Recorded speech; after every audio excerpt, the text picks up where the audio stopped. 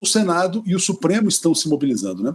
O Alcolumbre está intensificando a campanha pelo Rodrigo Pacheco e a gente também tem uma matéria de uma campanha dentro do próprio Supremo pelo Rodrigo Pacheco. Tem um jogo político pesado aí em torno do tema. Então tá aqui, ó. Alcolumbre tem trunfo para que Lula indique Pacheco ao STF.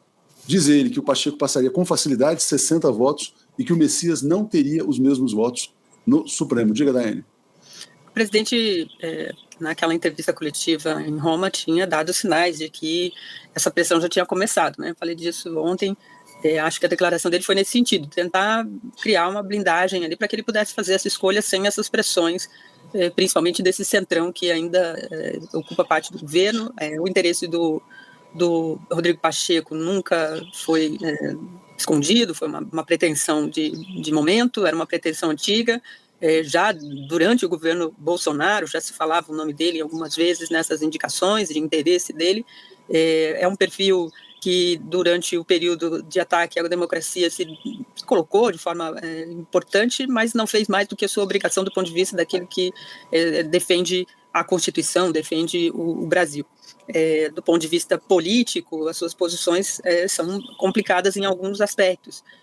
Acho que essa movimentação, inclusive de ministros do Supremo, mais uma vez vai demonstrando como as coisas estão fora da caixa, né? O que ministros do Supremo têm que fazer, fazendo campanha para a escolha de uma vaga. Acho absurda essa movimentação.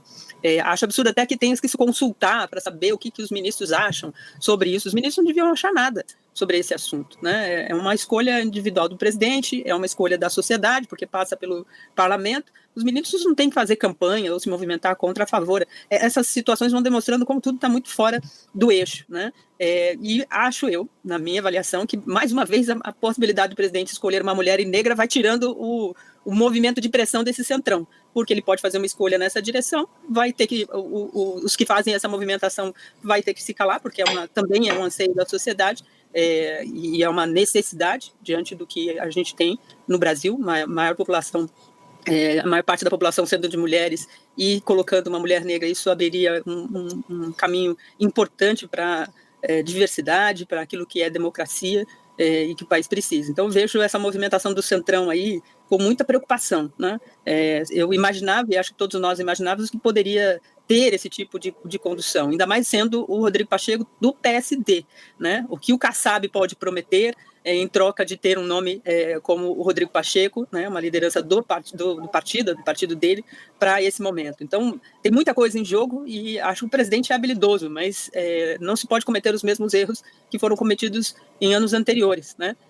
Há uma perspectiva muito difícil, de processo eleitoral muito difícil, e que muitas das situações podem desembocar no Supremo. Além disso, tem pautas também de muito valor para a população brasileira. Há uma discussão que está no ar aí sobre a CLT, sobre novas ações em relação à CLT, e isso tudo vai parar lá no Supremo. Então, isso me preocupa, ter um perfil tão alinhado à direita, ao pensamento neoliberal, que tende sempre a cortar na carne do povo brasileiro.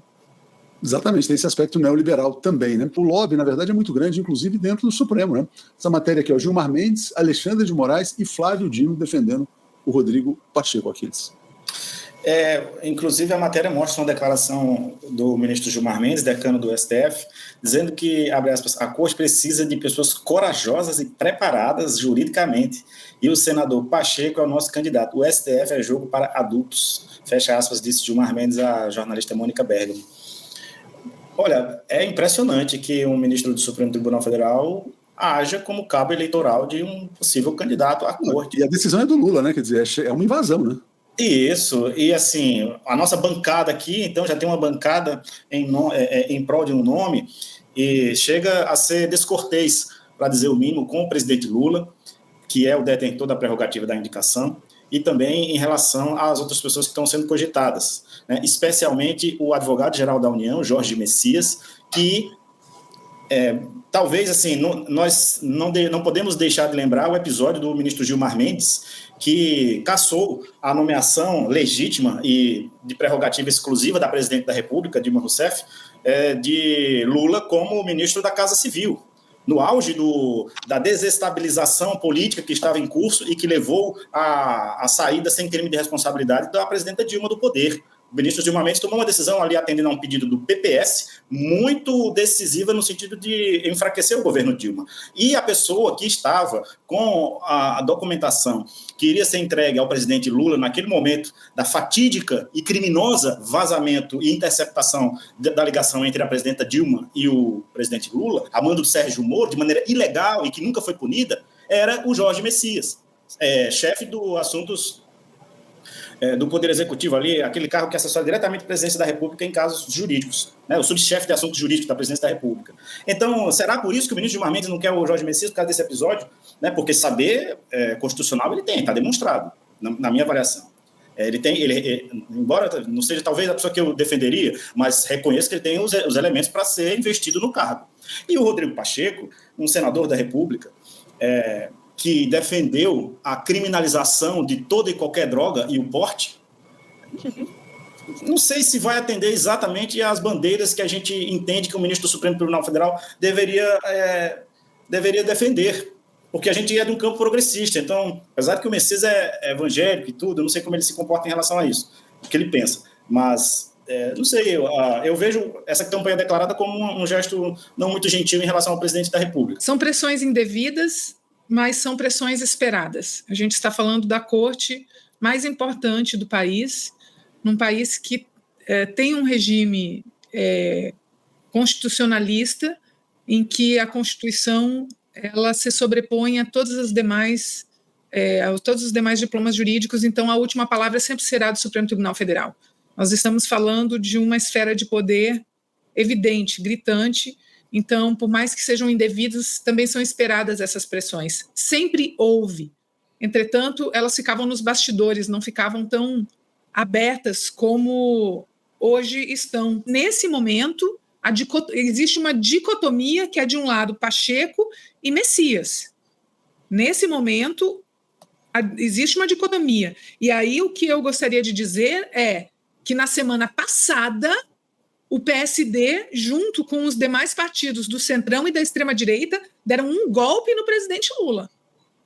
Isso foi na semana passada, não foi nem no mês passado, foi na semana passada. O PSD de Gilberto Kassab, o PSD de Davi Alcolumbre, o PSD de Rodrigo Pacheco deram um golpe no presidente Lula. Desfinanciaram as políticas públicas do presidente Lula. Que, aliás, é o nosso próximo tema, Helena. Tem uma informação muito importante sobre isso para trazer. É muito grave, Léo. É muito grave. Como é que a gente vai escolher um ministro de um partido que acabou de dar um golpe? Nesse momento, nós estamos promovendo uma demissão coletiva de todos os cargos estratégicos ocupados por esse centrão que traiu o presidente Lula. Então, no momento em que nós estamos demitindo 370 pessoas de cargos estratégicos do governo federal, nós vamos eleger alguém do PSD de Kassab para o cargo mais estratégico de todos, que é ministro do STF? É inexplicável. Eu não consigo, inclusive, entender como é que o ministro Flávio Dino está nessa campanha pró-Pacheco. Eu não consigo entender. E o ministro Cristiano Zanin também. Eu não consigo entender esses nomes.